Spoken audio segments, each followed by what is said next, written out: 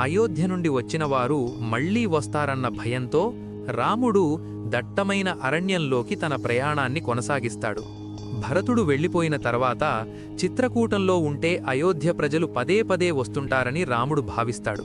అందుకే సీతాలక్ష్మణులతో కలిసి మరింత లోతైన అడవి అయిన దండకారణ్యంలోకి ప్రవేశిస్తాడు.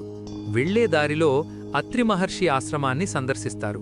అక్కడ అత్రి భార్య అనసూయ సీతమ్మకు పతివ్రతా ధర్మాలను బోధించి ఎన్నటికీ వాడిపోని దివ్యమైన ఆభరణాలను వస్త్రాలను బహుకరిస్తుంది.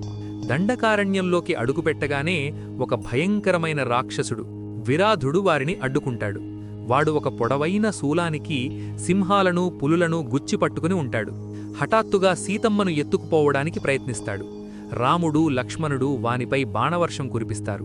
కాని బ్రహ్మదేవుడి వరం వల్ల ఏ ఆయుధమూ వానిని చంపలేదు. ఆయుధాలు పనిచేయకపోవడంతో రామలక్ష్మణులు వాని భుజాలను నరికి నేలపై పడదోసి సజీవంగా భూమిలో పాతిపెట్టాలని నిర్ణయిస్తారు. రాముడు తన కాలితో వాని కంఠాన్ని నొక్కి పడతాడు. ఆ స్పర్శతో విరాధుడికి తన పూర్వజన్మ స్మృతి కలుగుతుంది.